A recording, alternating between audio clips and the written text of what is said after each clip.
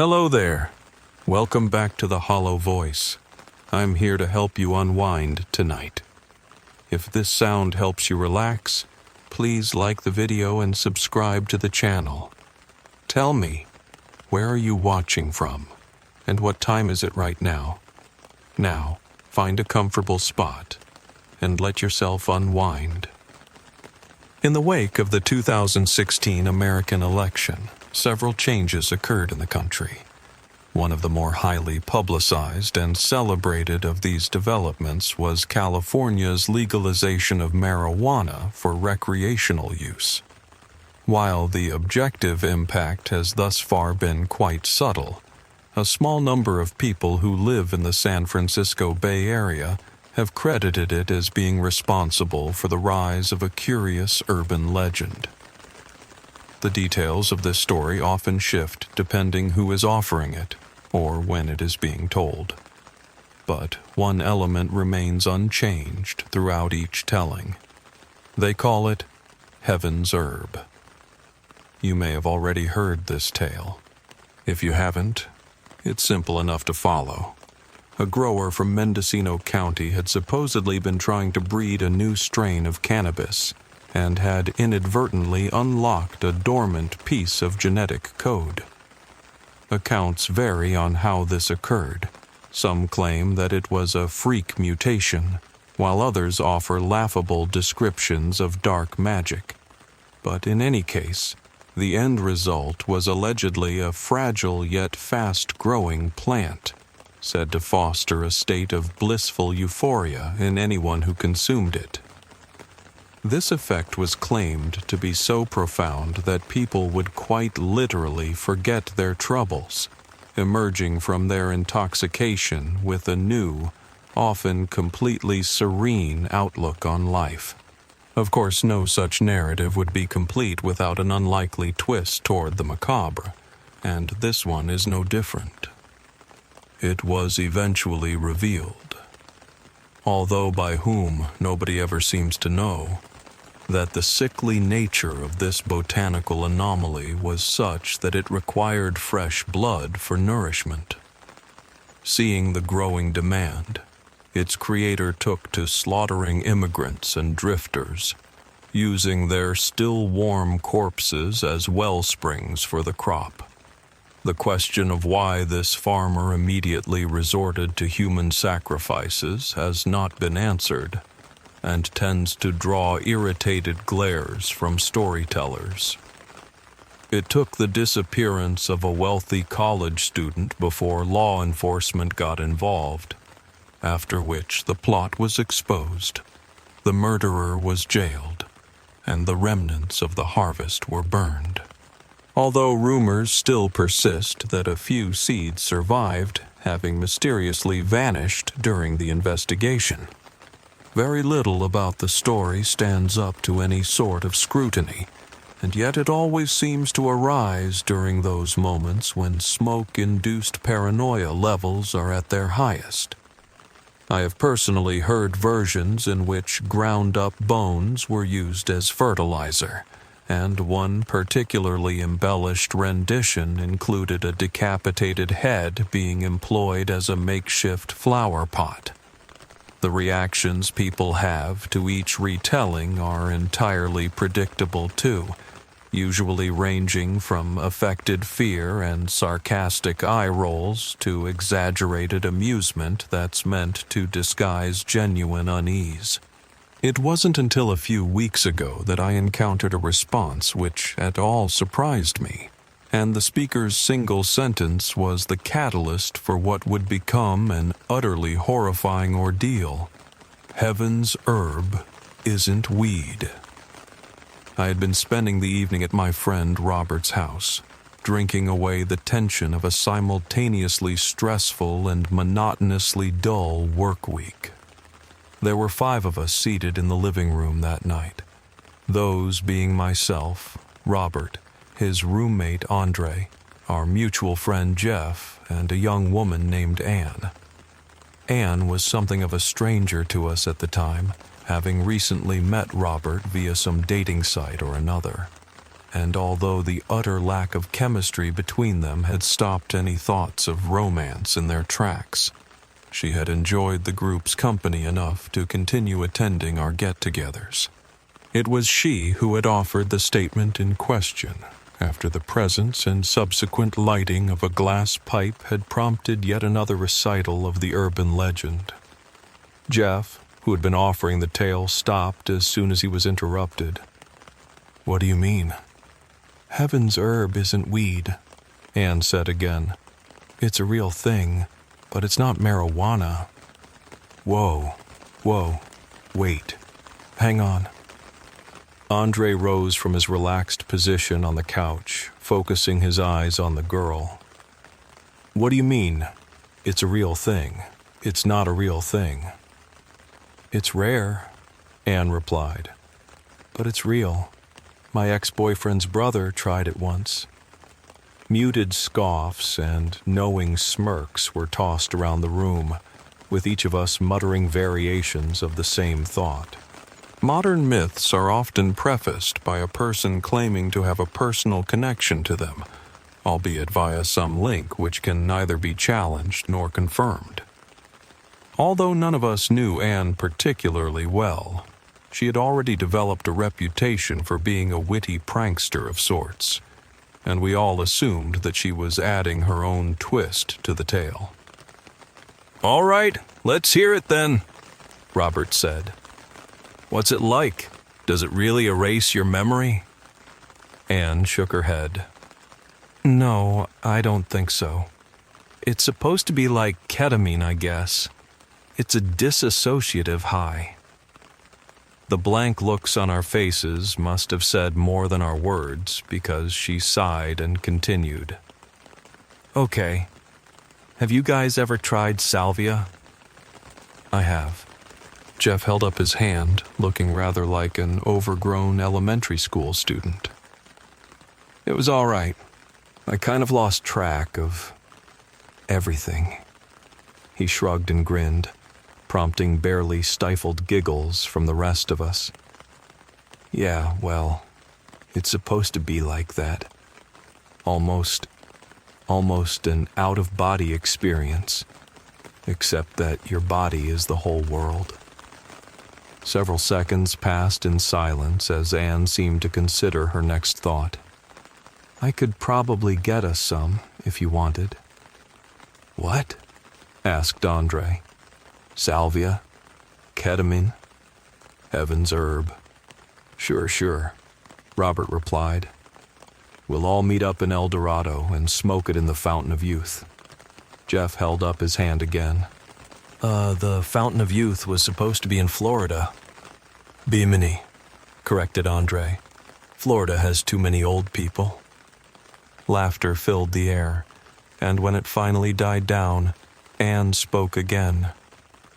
"Really, though," she said, "I still have his number. If you want to try Heaven's herb, just give me a few days." That was the point when we started to consider the possibility that Anne wasn't joking. For me, at least, the prospect of the plant being real was simultaneously frightening and alluring. The various chemicals addling my mind may have been partially responsible, and the young woman's beauty, which was quite profound, almost certainly played a role in this perspective. But the more I thought about it, the more I caught myself hoping that the offer was a legitimate one. I've never been one to experiment with too many substances, but the chance to try something with such a fantastic reputation was oddly enticing. It turned out that I wasn't alone in my opinion either. One by one, my friends all voiced their interest, with Andre offering the caveat that he was still skeptical. Anne promised to let us know when she had acquired some of the mysterious herb, and the conversation turned to different topics shortly thereafter. Several days would pass before I thought about any of that again, and when I was finally reminded of it, a new detail came to light. Robert told me, via text message, that Anne had made good on her word and had secured a source of heaven's herb. If we wanted to try some, however, we would have to do so in the presence of the person who cultivated it, as the preparation was reportedly too complex and the window for use too brief for an amateur to attempt. I was less than thrilled by the plan, but echoes of the anticipation I'd felt during our previous time together coaxed me into agreeing. Directions were provided to a place on the outskirts of a town called Kenwood, located about an hour north of the Golden Gate Bridge. Jeff and I drove together, with Robert, Andre, and Anne traveling in a second car, and we arrived just as the sun was starting to set. The location was one of the eeriest I had ever seen. Chest-level wooden poles dotted an overgrown field surrounded by trees, and although my rational side knew that I was looking out over the remnants of a vineyard, I would have easily believed a person who told me that it was a long-abandoned cemetery. A large, circular hut stood at the end of a short dirt road, with the only sign of life being a rusty pickup truck parked near its front door. "So this is creepy," Robert said, stepping out of his vehicle. Anne and Andre followed him, and the five of us peered around. "Are we sure this is the right place?" As if in answer, the hut's door opened. A harsh yellow glow shone out from behind a tall silhouette, which began to stalk toward us with slow, measured steps. Someone behind me, I didn't turn to see who, quickly stumbled backward, putting Robert's car between them and the approaching figure. Eventually, as the light of dusk filled in the contours of his face, the shadow was revealed to be an olive-skinned man with an unkempt beard. I could feel him appraising each of our group as he drew closer, and when finally spoke, it was to the newest member. "You Anne?" the man asked. "You Eric's friend?" His voice was colored by an accent that I didn't immediately recognize, but which I assumed to be Mediterranean in origin. Anne nodded. "You're Giannis?" For a few tense moments there was no reply. "You said 4. 4 plus me," Anne answered. "We have the money." She reached into her purse and produced a short stack of bills. I'd been told nothing about what I needed to pay, so I assumed that I would be expected to reimburse the young woman later. In truth, the thought was a welcome return to normalcy, as I had been growing more uncomfortable with the situation by the second. The man, Giannis, took another step forward, practically snatching the cash from Anne. He counted through it with practiced motions, then visibly relaxed. "Okay, come inside." Without waiting for any of us to respond, our host turned and strutted back toward his dwelling, pausing at the door to allow my friends and me to enter before him. The interior was strangely decorated but not unwelcoming. A half-dozen enormous cushions formed a ring around a low table at the center of the single room, the walls of which were lined by plastic-covered planters. Each box had a bright lamp shining into it, the source of the light that I'd seen, and narrow, spindly leaves were just barely visible through the dew that clung to the transparent sheets. The aroma of moist soil reached my nostrils, as did the earthy stench of compost, but I dismissed them as Giannis gestured for us to sit down. He did not join us, instead walking over to a miniature refrigerator near the one section of wall not occupied by his farm. "You want drinks?" he asked. "No caffeine." When nobody answered, he just shrugged and returned to the group, then lowered himself onto the one cushion that had been left vacant. "Okay, you know the story." Andre let loose a derisive snort. "About Watering the marijuana with blood? Yeah, we know it. Not that bullshit, Giannis replied. His face contorted into an expression of distaste. This is not marijuana. This is Amrita. At the mention of the word, Robert seemed to perk up. What, like ambrosia? The food of the gods? Yes. For the first time since our arrival, our host smiled. Your friend is smart. The gods would feast on ambrosia and be given eternal life. Just a myth, but with some truth inside. You drink a tea made from Amrita, you feel like a new person. All your aches, gone. Your sadness, gone. Sounds like Percocet, muttered Andre. I didn't come all this way for some prescription painkillers. If Giannis heard the grievance, he ignored it. Bees would make honey from the flower of Amrita, ambrosia. Ancient Greeks would make mead from the honey, nectar. Isn't... Jeff began, only to cut himself off. Giannis turned to stare at him. Sorry, I just thought mead was a Norse thing. Mead came before wine in Greece, the man replied. Honey can heal and cleanse. Amrita honey can do more. The tea, it does most of all. Once you drink, you are different. You are cured. There is scientific evidence for many of the claims made about various narcotics. Planting marijuana seeds at home is a low-cost way to cultivate high-quality marijuana in your living room. Marijuana is said to slow the growth of cancer, for instance, and psilocybin, the active chemical in hallucinogenic mushrooms, has shown promise in fighting depression. Even so, the idea that a tincture made from a mystical leaf could somehow offset every ailment struck me as being absurd. I began to suspect that Andre was right, that we were about to imbibe a beverage which mimicked a refined opiate. Anne shifted on her cushion. So, how is this going to work? You make the tea? Then we all drink it? No. Giannis's single flat syllable called my attention back to him. I will not drink. You will be asleep. I will wait for you to wake. Hey, no, hang on. Andre moved as though readying himself to stand. We're not going to pass out while you hang around and... whatever. Calm down, Jeff murmured. What, you're okay with this? The young man folded his arms. How do we even know what's in this stuff?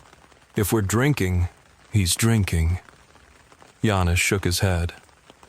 Amrita requires a chaperone. Yeah.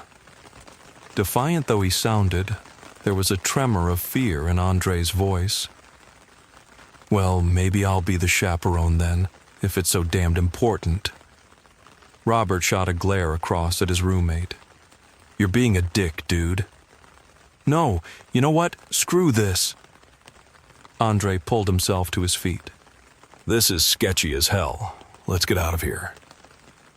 He waited for a moment, but none of us moved to join him. Fine, have fun getting robbed. I'm taking a lift back. Nobody answered, and following a pointed slam of the hut's door, our number was one fewer. Sorry about him, said Robert. He didn't mean... Giannis held up a dismissive hand. Just as well. Resisting Amrita can be dangerous. You must be willing to let it take you. He stood up then and moved across to one of the nearby planters. A faint scent filled the air as the plastic was pulled aside, its sharpness reminding me of basil, although the leaves that Giannis retrieved bore no resemblance to the herb. They were very long and equally as thin, with slightly serrated edges and a waxy sheen to their surface. Although a verdant green at first glance, hints of violet, subtle enough that they might almost have been a trick of the light, were visible beneath the surface. The cuttings were placed on the table and were soon joined by a hot plate, a frying pan, a wooden board, and a scalpel. 4 ceramic mugs were added to the collection next, each of them having been filled from an electric kettle. Giannis spoke in low tones as he made his preparations, and we all watched with interest as his hypnotic voice filled the silence. The origin of Amrita has been lost to time. It appears in many legends. Homer wrote of it as being made into wine with the color of a rose. The Rig Veda mentions it as soma. Giannis placed the frying pan atop the hot plate, the dial of which he turned to the highest setting. It was grown by the Greeks, Indians, and Egyptians, never in great quantities, never more than was needed. He took the scalpel between his thumb and forefinger, and after laying out the leaves on the wooden board, made a single, perfectly straight incision down the center of each one.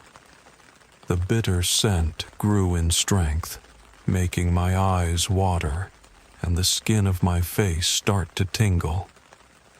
Seeds traveled with healers and prophets. They were brought to the Israelites. They were brought to the Druids. They arrived in South America with the Olmecs. Every culture has tasted ambrosia. Few remember it, but legends of its power remain. As the air started to warp and dance above the frying pan, Giannis slid the leaves onto its surface. Their color began to fade almost immediately, shifting from green to brown. The gods were said to have ichor in their veins, created and nourished by Amrita. Drinking the nectar would change mortals inside. Some achieved enlightenment. Others found a connection with each other. In all cases, the ecstasy was unmatched. The leaves continued to change in hue, becoming a deep ruby red. At the same time, beads of crimson sap began to bubble up from the cuts, leading me to wonder if they had been the source of the blood mentioned in the Heaven's Herb legend. Now you will know it. With fast, deliberate motions, Giannis plucked the leaves from the frying pan, depositing one into each of the mugs. Tendrils of pink swirled out into the water, grasping like ghostly fingers at something unseen. For a moment I imagined hearing whispers, beckoning me from almost beyond the reach of my perception. Drink. Anne wasted no time in downing the concoction, and the rest of us quickly followed suit. The water's heat threatened to scald my throat as I swallowed, and it masked any flavor that might have been present. A mild wave of nausea came over me, but passed as soon as I noticed it. Beyond that, I felt nothing out of the ordinary. After a few minutes, Jeff peered down at the remnants of his drink. "Are you getting anything yet?" "Nope," answered Robert. He glanced over at Giannis. "How long is it supposed to take?" The man spread his palms and shrugged. "It will happen when you are ready. Relax." Whether as the result of impatience, anticipation, or the fear of what might be ahead, I felt myself growing anxious. I shifted on my cushion, adjusting my legs from one position to another and back again. My motions prompted by nervousness rather than any search for comfort.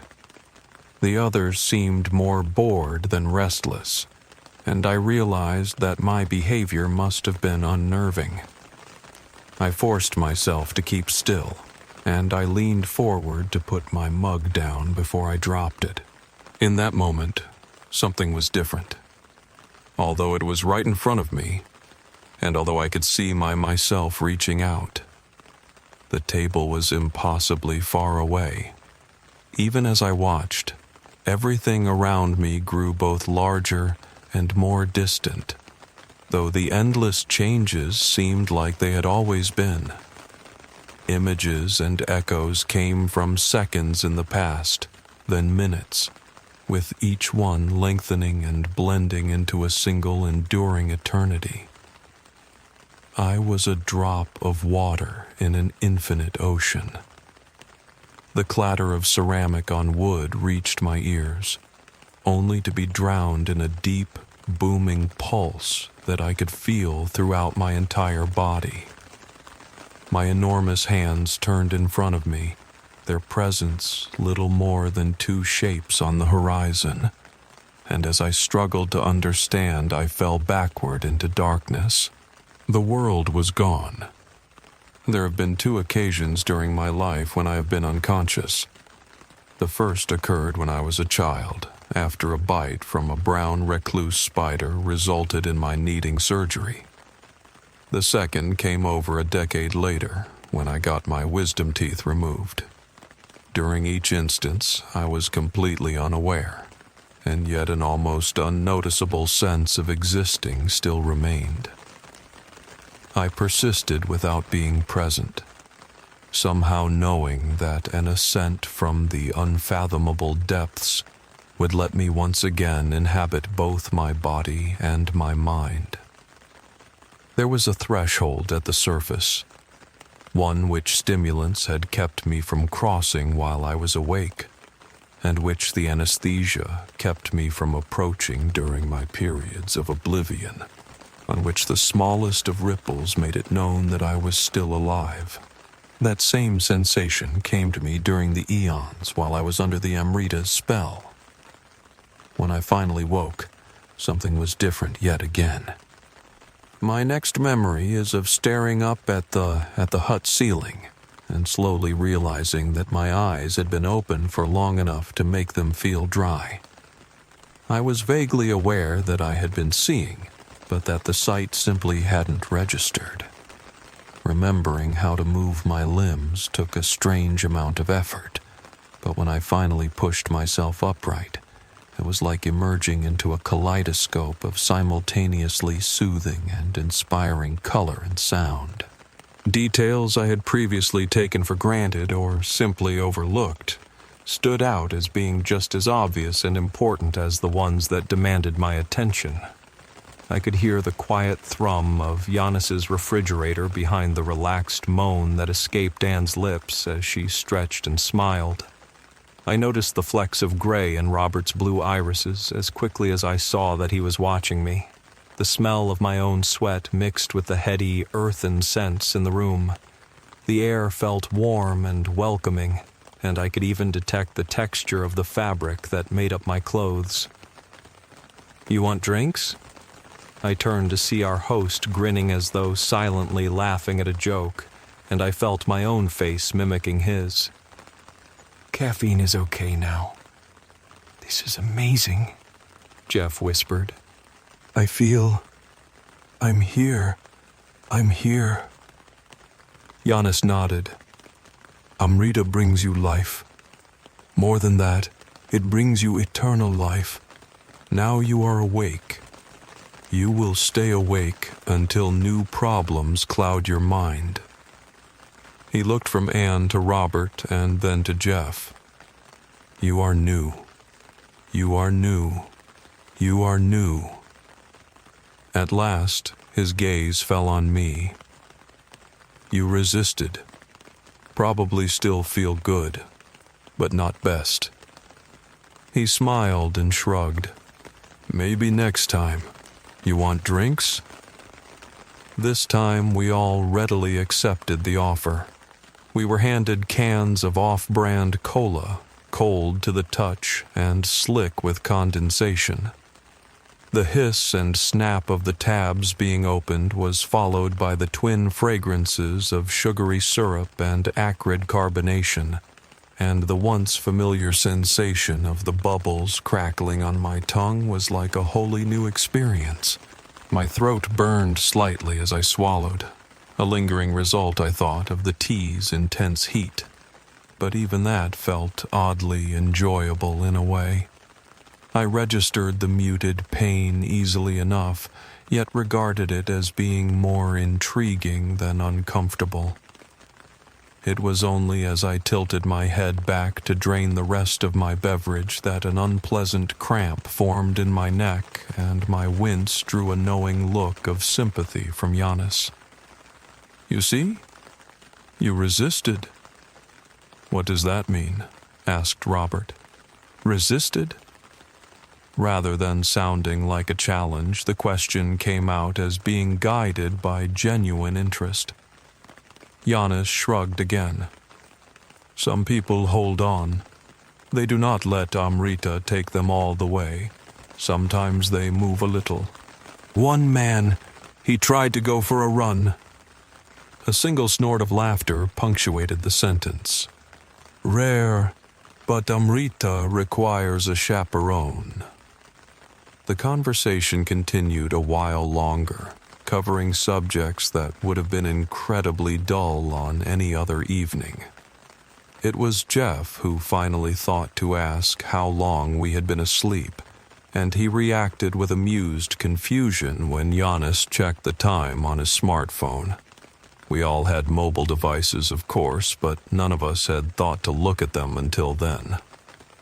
Our slumber had lasted just under an hour, despite seeming to have taken an entire lifetime. The total lack of any recollection from that span once again made me think of the urban legend, and of the memory-erasing properties Heaven's herb was reputed to possess. Having tried it for myself, I understood the truth behind the tale. Amrita didn't expunge one's experiences, nor even lessen their impact. It merely made them feel almost like they had happened to somebody else. It was like being spiritually and emotionally cleaned, allowing one to examine and embrace everything as though for the first time. Unfortunately, some inner part of my mind had remained untouched by the renewal, and the stiffness in my neck was a reminder of that. I didn't know how Giannis had been able to tell that I'd fought the effects of the drug, but his statement had every appearance of being correct. While my friends delighted in their carefree contentment, my own felt incomplete. I was the happiest and most relaxed that I could ever remember being, but it still seemed to pale when compared to the pleasure I saw in the faces surrounding me. I resolved to stay and talk with our host, and hopefully understand what had happened. Night had well and truly fallen when we made our way outside. It seemed that Andre had been true to his threat about leaving us, because he was nowhere to be seen. Attempts at calling him, both with voices and cell phones, went unanswered, leading Anne to joke that the young man would be nourishing the next crop of Amrita. In truth, we all knew him to be temperamental, and we expected him to refuse contact until his ire had cooled. Robert said his farewells to me, and after confirming that he would be able to safely drive, he ushered the other two into his car and departed for San Francisco. I had scarcely opened my mouth when Giannis began to speak. "I know what you want to ask. Why did Amrita not take you?" I nodded, and the man continued. "Who can say? Maybe fear, maybe doubt, maybe too strong coffee at work." A smile pulled at the corners of his lips, but did not reach his eyes. "Maybe you just were not ready. You feel good, though." I nodded again, and Giannis's smile expanded. "Good. Stay some time before you leave. Look at the stars. Easier to see them here than in the city." With that, he left, retreating from view and closing the door behind him. The sky was certainly more brilliant than I could recall seeing before, though I was unsure if the location or the effect of the herb was responsible. I wandered in slow steps, admiring the heavens and drawing my own constellations between the sparkling motes. My aimless path took me into the deserted vineyard, where I paused to inhale the perfume of grass and decaying wood. I might have stayed there longer, but a flicker in my peripheral vision pulled my focus back to the hut, drawing my attention to a crack between two sections of its wall. A narrow beam of light was being cast outward, and growing in that illuminated space, I saw the delicate shapes of slender, shiny leaves. I had yet to see them whole or unobscured, but the features of Amrita were unmistakable.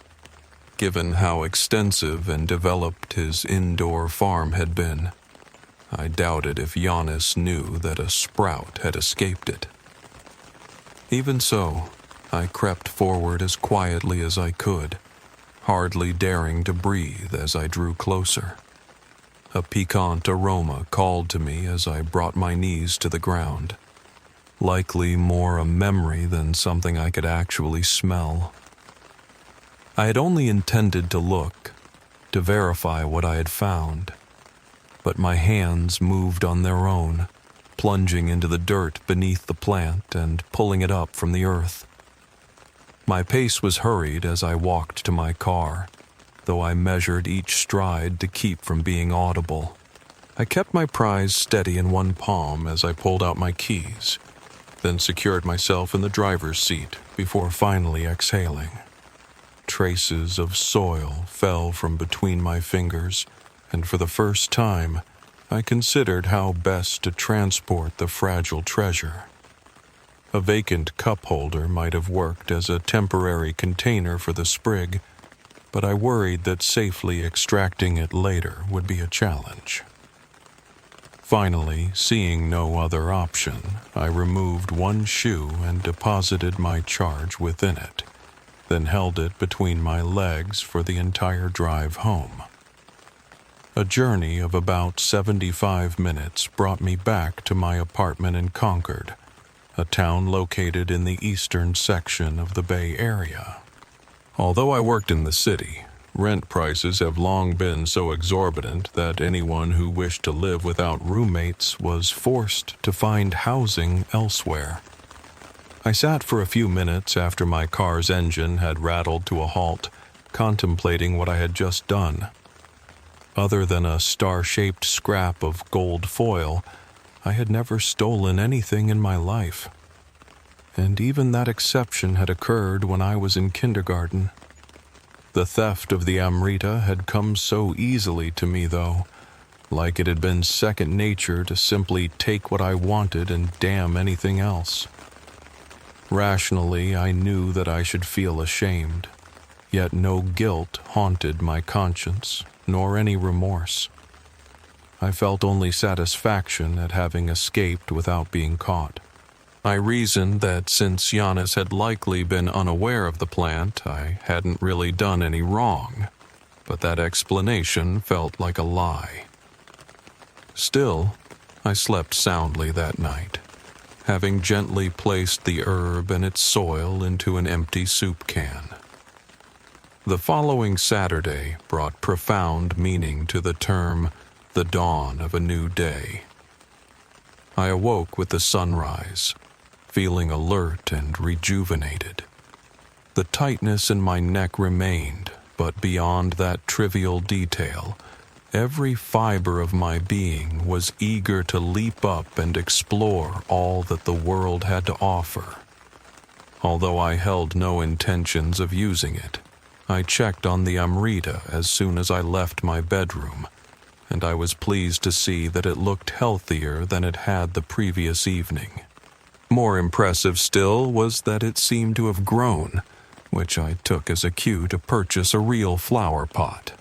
There were traces of dirt left in my shoe as I readied myself to leave the house, and I laughed aloud at the sensation of my heel grinding against the grains.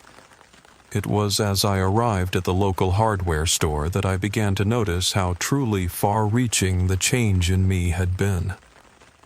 Passers-by walked and spoke as they always had, yet I saw them more as strangers than as individuals whom I didn't know. Every person carried lines of fatigue and frustration on their faces, stains of worry and mistrust that dimmed their eyes and weighed invisibly on their backs.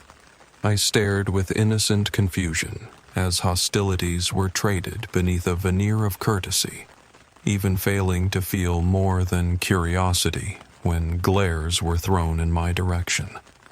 Certain instincts prevailed, though, and an almost unnoticed urge coaxed me into hurrying through my errand, lest my altered state draw undue attention. I relied almost entirely on the force of habit as I acquired both a small planter and some potting soil, then floundered through an interaction with the cashier before quickly returning to the safety of my apartment. Once I was again alone, I felt the first pangs of doubt about my newfound tranquility. Pleasant though it was to drift through existence without the burdens of regret or apprehension, my happiness was undermined by the idea that I had been separated from the rest of humanity. An impulse to dismiss my discomfort pushed on my mind as I transferred the Amrita to its new container, but that apathy stayed just out of reach. Worse still, I could think of only 3 other entities who might sympathize with my plight, and contact from 2 of them had been uncharacteristically lacking since we had parted ways. In the past, Jeff had always made a point of confirming by text message that his traveling friends had arrived at their destinations, and Robert was notorious for posting amusing images and news articles to his various social media accounts. Yet, both of them had been silent. This muted anxiety grew as I dialed each of their telephone numbers, and was amplified again when neither call was answered. I tried to think of other avenues I might attempt, but keeping hold of that motivating fear became a maddening battle between concern for their safety and a seductive compulsion to simply sit back and appreciate something beautiful. It came as a mild shock when I realized that I could also reach out to Andre, whom I had somehow forgotten until then. His place as Robert's roommate afforded him abilities that I couldn't match from afar, and his own well-being, while strangely less important to me, was still in question. The line did not even ring before I heard the young man's voicemail message. Panic set in at last, cutting through my languor and pumping adrenaline through my veins. I seized the emotion, afraid that it wouldn't last, and forced myself to follow it. The next minute found me once again in my car, bound for the highway that would take me over the Bay Bridge. Traffic was light, but I nonetheless worried that my angst would abate before I could reach Robert's house.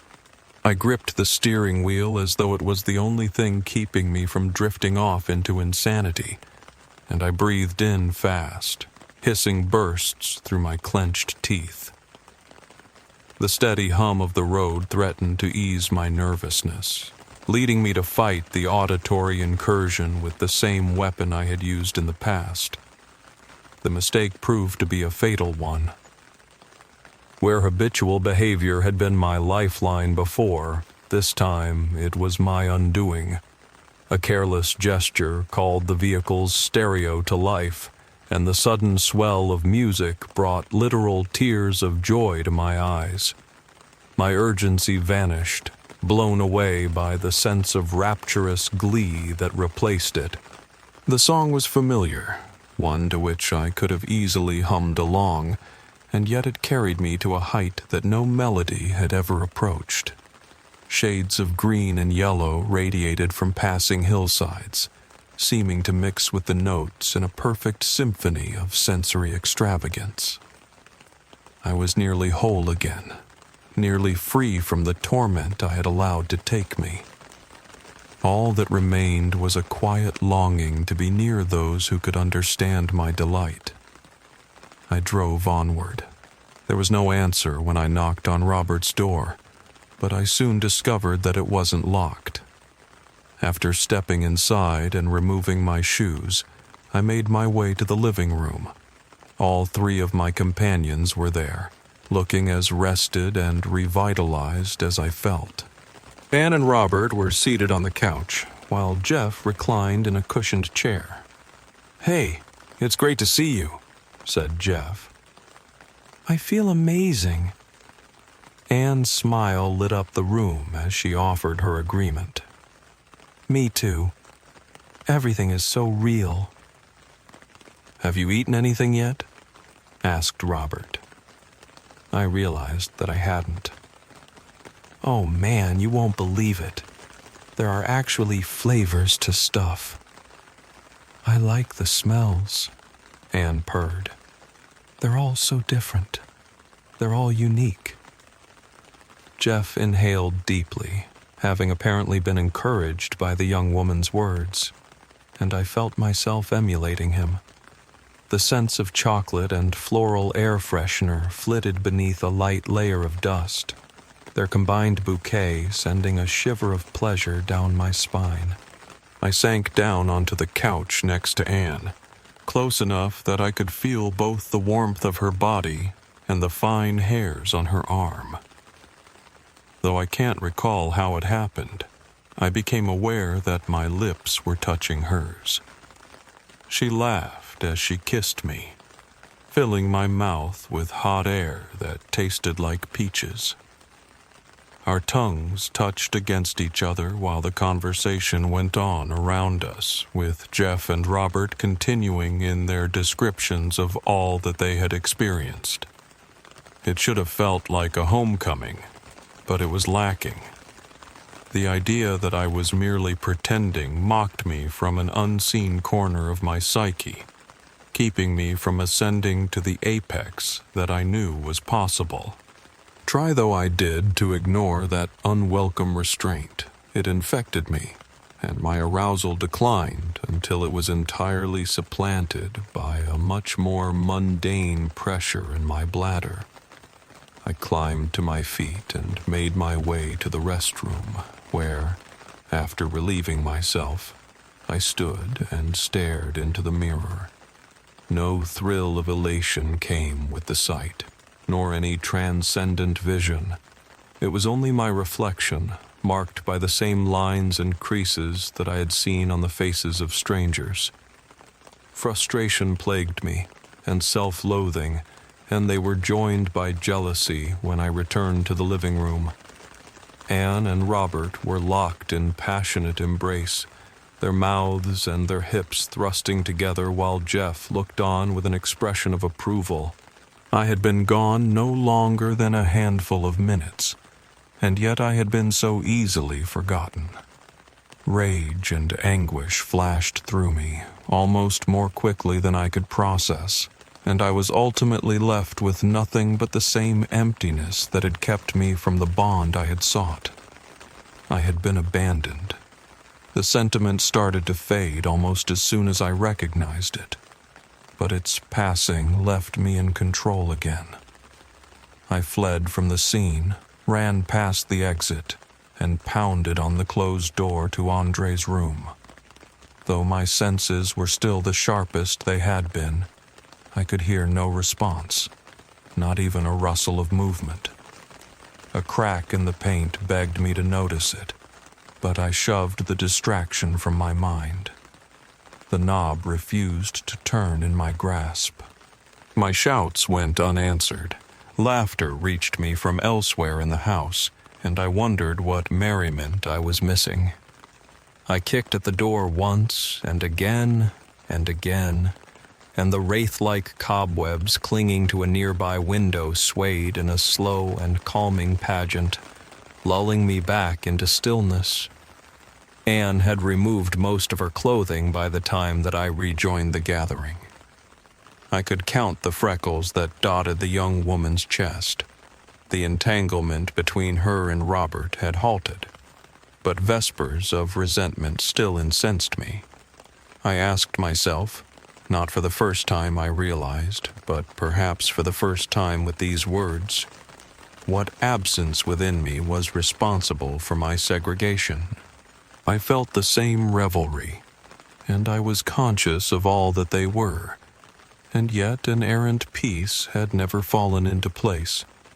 I was no more connected here than I had been to the people on the street, and this state of half-being had cast me as an interloper amidst everyone I might encounter. I do not fully recall driving home. Sensations overwhelmed me, and I indulged myself in them, all the while hoping that some epiphany might make me complete. It never came, and as I neared my front door, I could think only of Giannis's casual comment. You resisted.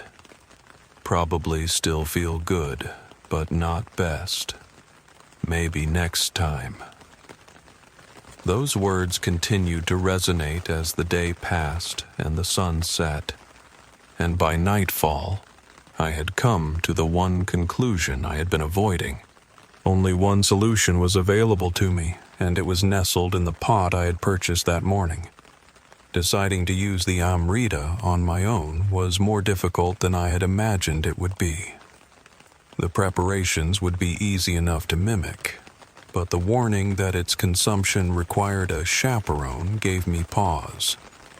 It was only after I had sat for a time in the darkness, staring directly at the plant, that I began to feel more confident.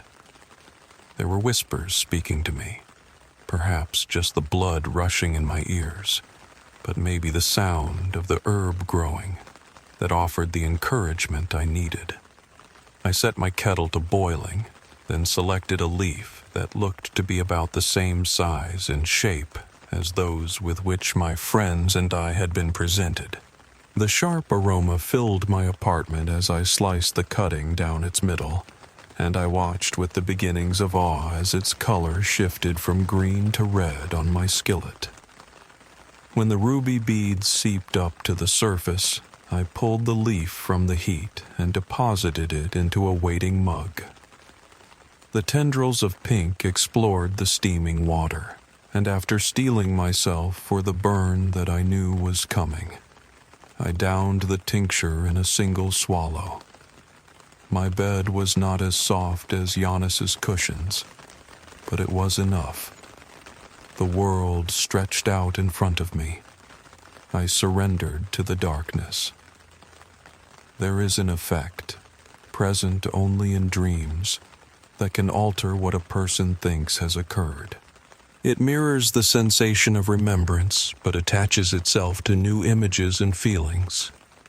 This phenomenon can skew the progress of time and rearrange events, or even influence the unwary into drawing connections between unrelated concepts. The opening of a book might lead to the closing of a door, and this will make perfect sense, even or especially, if the dreamer had first closed the same door on their own. Someone half asleep but dreaming might trick themselves into following a given thread of thought, only to look back and find that they are lost in a tapestry of nonsense.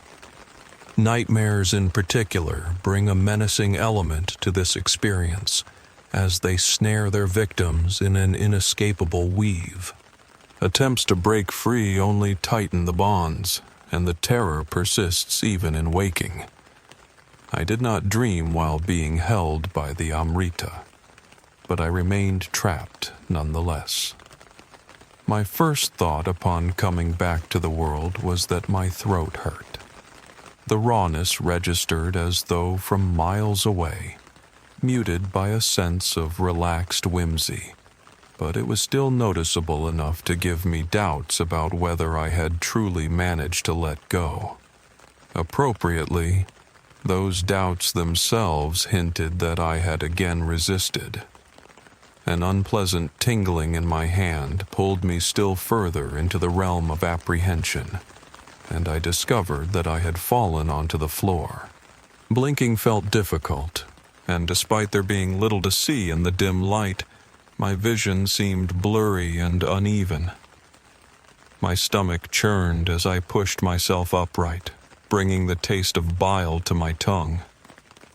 This was not the relaxed emergence that I had wanted, though the previous sense of simultaneous reverence and contentment had returned. I held my arms out, stretching, but stopped when my fingers encountered an unexpected object next to me. Somehow, I discovered, my mug had been knocked to the carpet. Its presence struck me as delightfully peculiar, given that I had left it in the kitchen.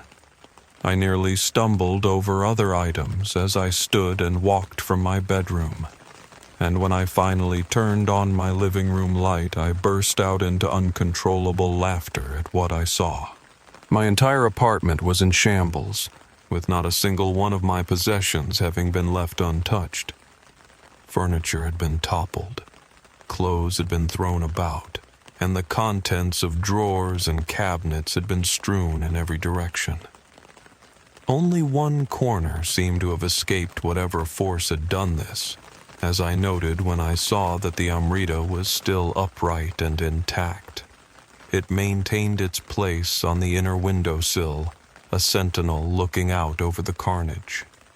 My mood remained pleasant and jovial, but even that inner warmth could not mask the insistent alarm in my mind as I stepped gingerly over obstacles toward the plant.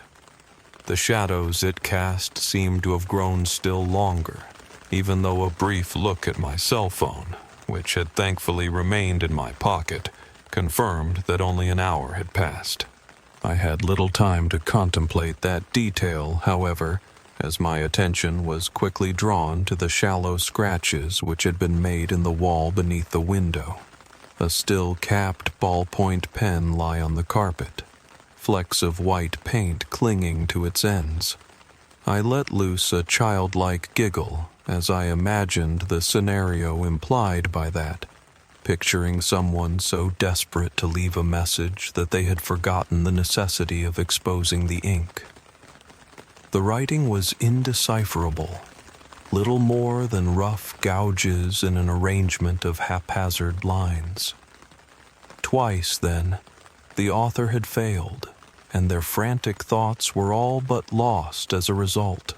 Perhaps, I mused, an intent analysis could divine some sort of meaning, but the chaotic patterns in the disorder behind me were much more enthralling, even when viewed in the reflection of the blackness behind the window.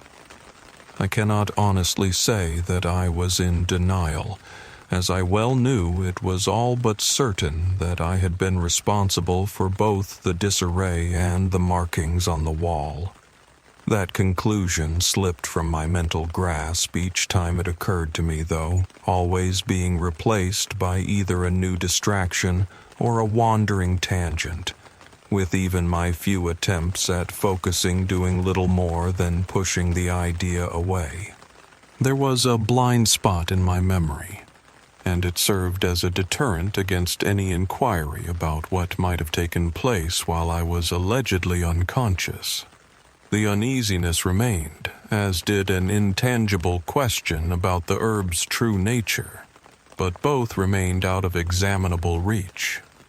It soon occurred to me that I had still yet to eat, though the prospect of reveling in an exploration of flavors was far more compelling than any physical hunger which might have prompted the thought.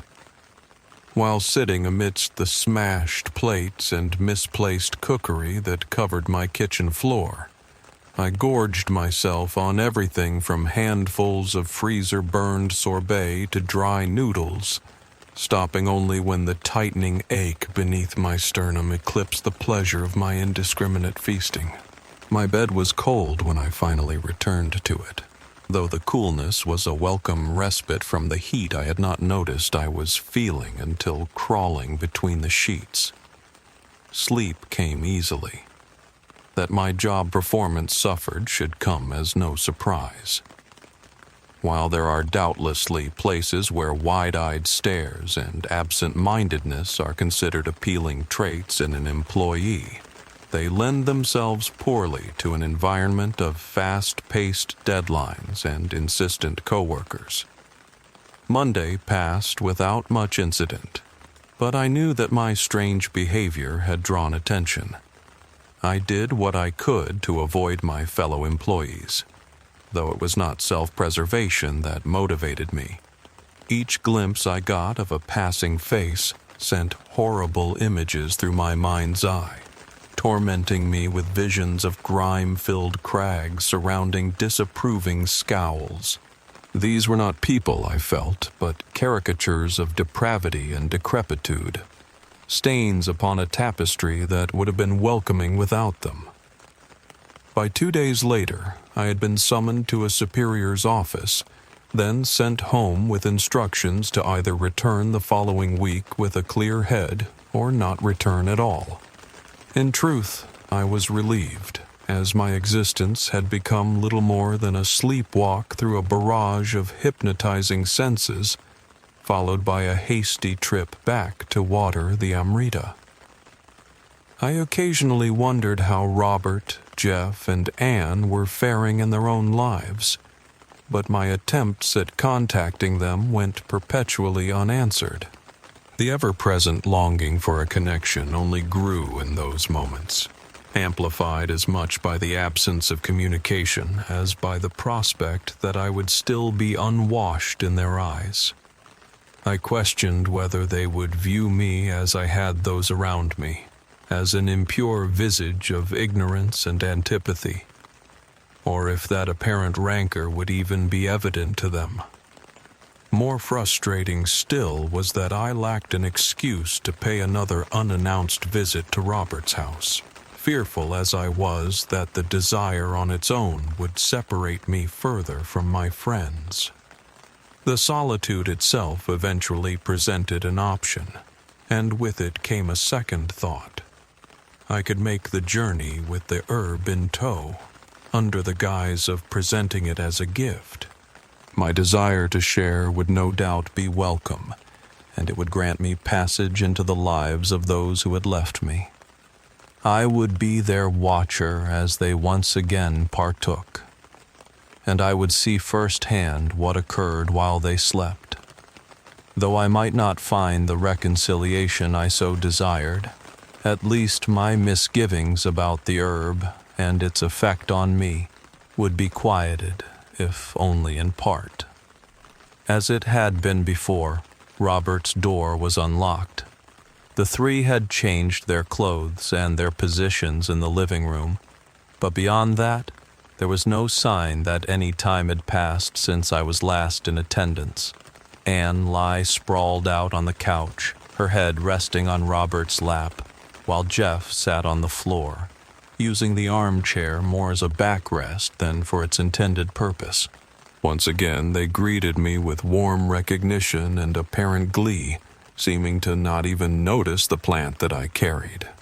I placed it on the coffee table, then resolved to make no mention of it until someone else had. Evening approached and passed with maddening languidness. A cycle of sorts began to make itself evident, in which I was first beguiled into relaxing, and indeed, into forgetting my goals and my worries, then harshly snatched back into a state of clarity by the pounding in my chest each time the conversation lulled. This sequence repeated a dozen times or more, causing me to waver between peace and near panic with every instance. It was Jeff who finally disrupted the rhythm, when he offered what may have been intended as a joke. "Okay, so, he began, stifling chuckles of anticipation. "What even is that?" The others looked first to the young man's outstretched finger, then followed the direction of his gesture to the Amrita. "It's a plant," replied Robert. Laughter filled the room, escaping even my lips. Jeff leaned forward, furrowing his eyebrows in a show of exaggerated scrutiny. Yeah, but what is it doing? Sitting there? More merriment followed, and I was swept up in it. My plan had been all but erased from my mind, suppressed by the gaiety that made all else irrelevant. Had it not been for our heightened senses, the moment may have been lost, but Anne's next words restored my agency. "It smells familiar," she said. Robert shifted as the young woman rose to a sitting position. "Almost like the other night." Jeff's eyes widened at hearing this. Hey, yeah, it's Heaven's Herb." He turned to face me with a grin. "You brought Heaven's Herb." "We should make some of that tea," Robert continued. I could feel my face growing pale and my ears burning, a sensation I had only previously encountered after having been caught in a lie. "We could do it right here." "Nah," answered Jeff. A sickeningly cold sensation hit me as the single syllable reached my ears. "Nah, we should do it in the kitchen. There's a stove in there." Once again, the others giggled and snorted with amusement, but I was brought only the relief of an undiscovered traitor. Preparations were made quickly after that, with the four of us leaving our places and walking down the hall. I noticed that the door to Andre's room was still closed, and I briefly wondered what had befallen him. But the thought left my mind as the carpet beneath my feet gave way to linoleum. Although we had spoken nothing of it, I could detect that the decision had somehow been made for me to prepare the tincture. It was easy enough to assume that the responsibility fell on the Amrita's guardian, but I saw it as still more evidence of my distance from the others. My hands moved nearly of their own accord as I boiled the water, heated a skillet, and arranged a collection of 3 mugs on the counter. The steak knife I used to cleave through the leaves was clumsy and dull, but adequate enough for making each slit after I forced myself to concentrate. I felt the first pangs of doubt as the spicy scent filled my lungs and the crimson pearls began to appear. Yet those same manifestations strengthened my resolve. The point of no return had been passed, and answers would soon be presented to me. "Wait, why are we in here?" Robert suddenly asked from behind me. "Heaven's Herb," came Anne's response. "Right, but why are we in here? We should lie down on the couch or whatever." Murmurs of agreement were offered, and I was left alone with my endeavor. For some reason, it struck me as darkly absurd that they had all walked from one side of the house to the other, only to make the same trip in reverse mere minutes later. It was a mundane and innocuous event on its surface, yet it seemed to mirror my own actions over the past week. Not only had I driven back and forth from Robert's house and vacillated between tranquility and torment, but the rest of my activities had also been governed by similar routines. Had my existence always been a series of recursive loops, I wondered? Or had it adopted that quality after the night in Giannis's hut? Were my friends trapped in similar coils? Or had their aimlessness freed them? Pink clouds filled the steaming water, and I carried the mugs back to where my companions were seated. Another stab of alarm leapt into my chest when it seemed like their purpose there had been supplanted by a continuance of conversation. But the unwieldy weight in my hands was all the reminder that was necessary. With enthusiastic smiles, the 3 took their beverages, then downed them all in unison as I stood by and observed. The pulse of my heartbeat quickened as they settled back, and a moment later, I was the only one left awake. The telltale sighs of deep, relaxed breathing became audible. I stared intently at each pair of closed eyes, looking for signs of the movement that would indicate a dream. Seconds crawled by with no such evidence becoming visible, leading me to fear that I would learn nothing and remain disconnected.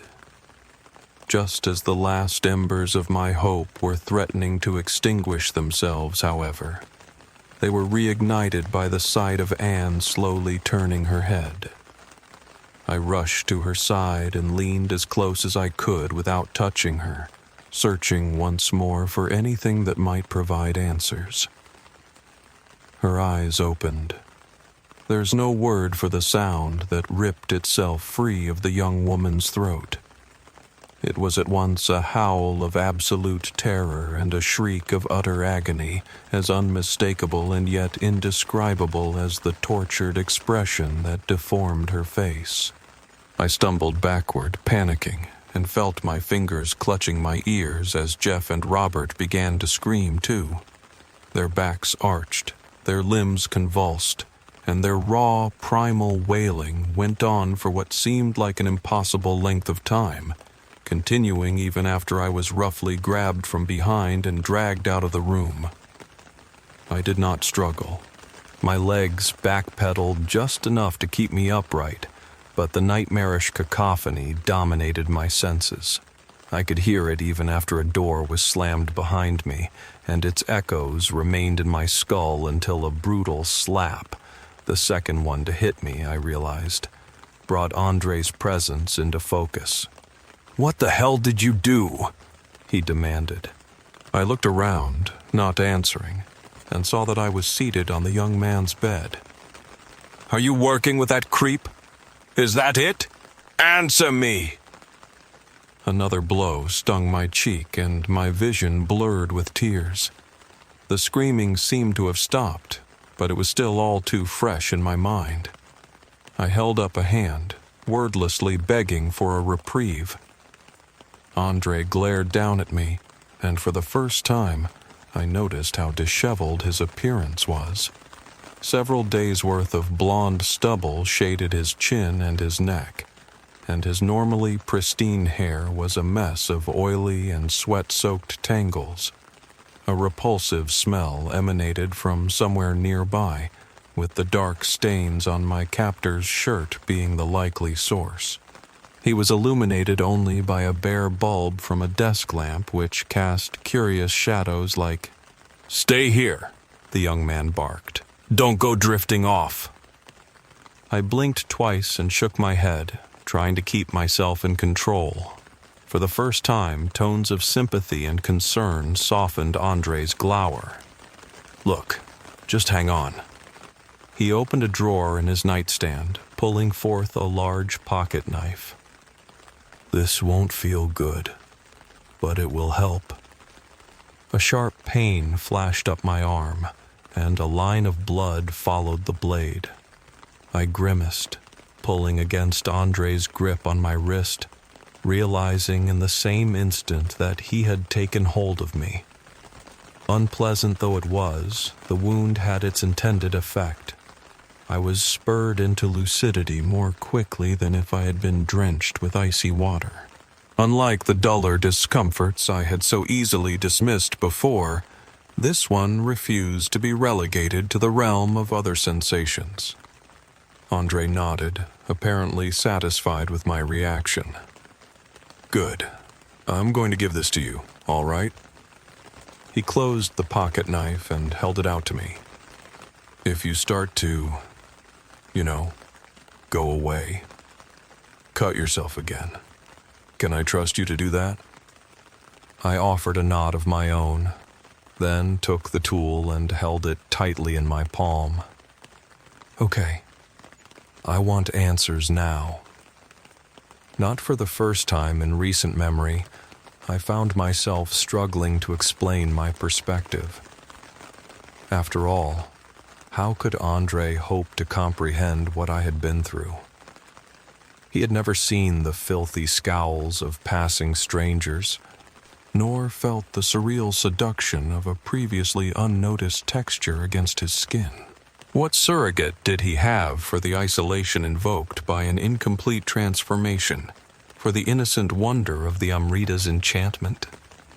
The uncertainty must have been evident of my face because Andre spoke again before I could. I think I understand. I know you don't believe me, but seriously, I get it. He glanced over his shoulder at the closed door behind him. We need to get out of here. Someone might have called the cops. You can tell me everything in the car. You drove here, right? In response, I simply gave Andre my keys. Our escape from the house was immediate, interrupted only when I darted back to the kitchen to retrieve the Amrita. Andre protested at first, but relented when he realized that its presence might cause trouble if discovered. We hurried up the street to where I had parked, and I dropped into the passenger seat as Andre took the wheel. The vehicle's forward motion called to mind images of a flowing river, and another red line joined the first on my arm as we drove away. So I guess it didn't work on you? Andre asked. The heaven's herb, I mean. He glanced at the pot between my legs before turning his attention back to the road. I should have guessed. Those three have been together practically non-stop since they got back from Kenwood. His words made perfect sense, but his meter was faltering and disjointed. There was a kind of unhinged hysteria hiding just beneath the surface. It's been horrible. They sit there, talking. But it's like they aren't really there. I couldn't even leave my room. I kept remembering the screaming. Vivid recollections flashed through my brain, and I shuddered involuntarily. Andre clenched his jaw and spoke through his teeth. I heard it after I left, inside the hut. I just started running. I had to schedule another lift. I thought about calling someone, but I didn't know what would happen to you. He adjusted his grip on the steering wheel, guiding us toward some unknown destination.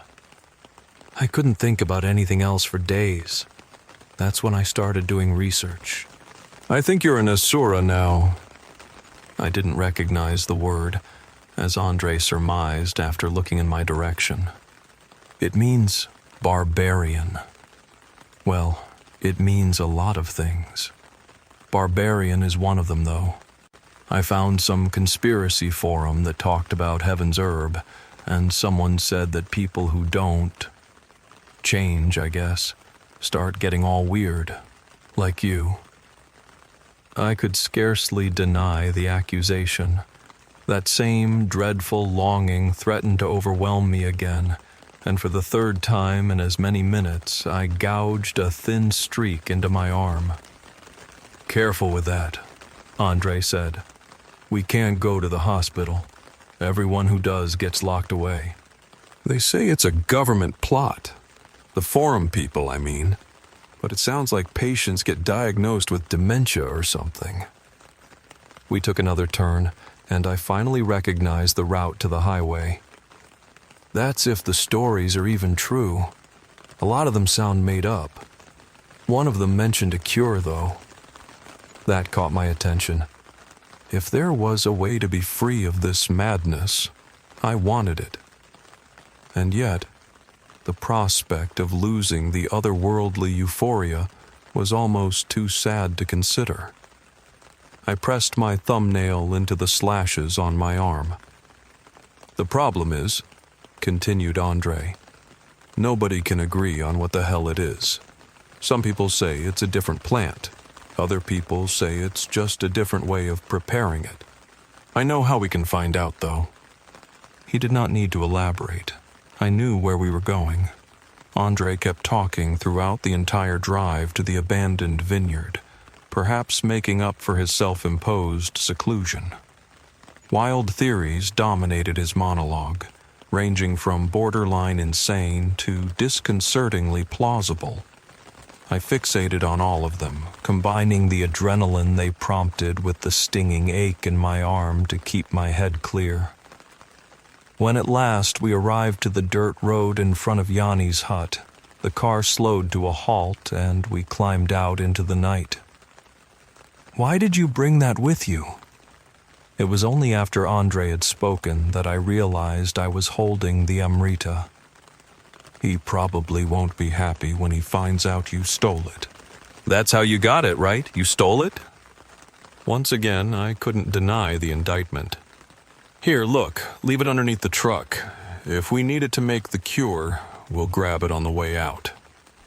Something very odd occurred to me then. As I begrudgingly followed Andre's advice, I noticed our surroundings as though they had been invisible to me since our arrival. The rusty pickup truck was too large to miss, and yet somehow I had until that moment. Even the hut itself, set before the graveyard of rotting wooden poles, had been little more than a backdrop, and our walk from the car might as well have taken place in a dream. I thought to blame the darkness for my lack of perception, but I knew that my preoccupation with the plant had been the more likely culprit. When I rose from depositing the herb in its hiding place, I saw that Andre had retrieved a shovel from the truck's bed. "You know," he said, "just in case." We did not bother knocking. The door swung outward as soon as Andre pulled on its handle, and he stormed into the hut with an air of confidence. Giannis was seated on one of his cushions, staring at something on a laptop computer. "Hey!" the man shouted. He jumped to his feet, balling his hands into fists. "What are you doing?" In truth, my own thoughts were similar to his. This sudden assault was far from the most effective means of beginning a dialogue, but the damage had been done. "We just want to talk," Andre yelled back. "Just talk." "That is my shovel." Though I was watching him from behind, I could tell that Andre's gaze didn't waver. "We just walk to talk," he said again. "Tell us about the cure." A look of confusion crossed Giannis's bearded face. "What are you saying? Get out! I have a gun." He took a step backward, apparently in the direction of the refrigerator near the back of the hut's interior, but tripped on the cushion where he had been sitting. Andre seized his chance as the man fell, rushing forward and brandishing the shovel like a spear. "Tell us about the cure," Andre repeated. "Ray." His voice cracked, and I could see his arms quivering. I stepped forward, moving around so that I could make eye contact with Giannis. "Please," the man said, looking up at me. "He is crazy." Andre pressed the tip of the shovel against Giannis's throat. "No, I'm not. You're a liar. You sent that girl to tell us about Heaven's herb." "What girl?" "You know what girl." Giannis squirmed beneath Andre's onslaught, reaching up to knock the shovel away. He rolled to one side and scrabbled on the floor, but was stopped by a savage strike to the back of his head. The man curled into a ball and yowled in pain, reaching up to cover where his skull had been hit. "Stop!" he cried. "Stop, please! You say you want to talk. You are here to kill me." "Don't try that again," Andre replied. He looked over his shoulder at me. "Go see if he really has a gun." I searched the area where Giannis had been heading, and sure enough, a black shape was visible behind the refrigerator. It felt unexpectedly light as I picked it up, and I discovered that while it looked real enough, the pistol was of the variety that fired plastic pellets. Andre laughed aloud. "Oh, you have a gun, do you? What, were you going to annoy us to death?" "Please," Giannis moaned. "Please, you do not. My daughter." "What are you talking about?" Giannis pulled one hand away from his head and made a slow, calming gesture. He rolled over, revealing a face that was streaked with tears. "There is a cure, but I cannot give it to you. My daughter, she is Asura." That time, I recognized the word. "What? A barbarian?" Andre asked. "No, not barbarian. Slave." Giannis sat up, and Andre kept the shovel held ready to swing. "I did not lie. I spoke of Amrita. I did not say there are two parts. The drink will make you new. The fruit will make you whole." He shook his head and winced. "It is very rare. Rarer than Amrita alone. It must be cultivated." Andre took a step forward and snarled. "How?" How odd, I thought, that my own persistence did not match his own. "You drink Amrita," said Giannis. "You find peace. You expel all anger. You expel all darkness. Some resist. They keep a piece of their soul." "This is bullshit." "It is the truth." The man thumped a hand on his chest. "The soul holds our evil. It holds our pain. We are born without souls. We cultivate them as we grow, like Amrita. Amrita makes you new by releasing your soul. It feeds upon this darkness, like other plants on air. Enough darkness, and Amrita will flower. Enough evil, it will bear fruit. This is all around us, in this room." He gestured at the planters that lined the room. "I do not cultivate Amrita for money. My daughter is Asura." "You said that already," Andre replied. "What does it mean? Is my friend Asura?" He jerked his head at me. "I do not know. I swear it." Giannis held up his arm as Andre made a motion as if to swing the shovel. "Some who keep a piece of their soul go on. They feel good, then normal. Some become Asura, become slaves. They are drawn to Amrita. They are..." He paused, apparently searching for the right word.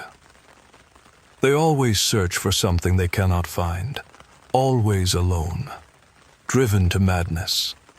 My daughter is Asura. I cultivate Amrita to bring her back."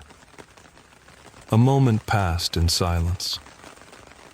"What about the others?" asked Andre. "They changed all the way." "Deva," answered Giannis. "They will stay at peace until cultivating new souls. They are like children, innocent, without guilt. This is eternal life, eternal youth. Amrita tea does this." "What?" Andre faltered as he began to speak. "What happens if they drink more of it?" "They will die." Cold dread washed over me as Giannis continued. I could see Andre's grip tightening on the shovel's handle. "If Amrita cannot purge a soul, it purges life. Asura can drink again and again with no effect. Sometimes they do things. They write poetry. They destroy anything to release their sadness. This is why Amrita requires a chaperone. Deva have no sadness to release." Andre stood perfectly still for several seconds. Then he turned to face me. "You killed them." The words came out as flat, dull tones. "Do you get that? You killed them." He stared into my eyes, visibly seething with anguish and rage. "What? Are you deaf? Say something." I could only stare back. "Your friend cannot speak."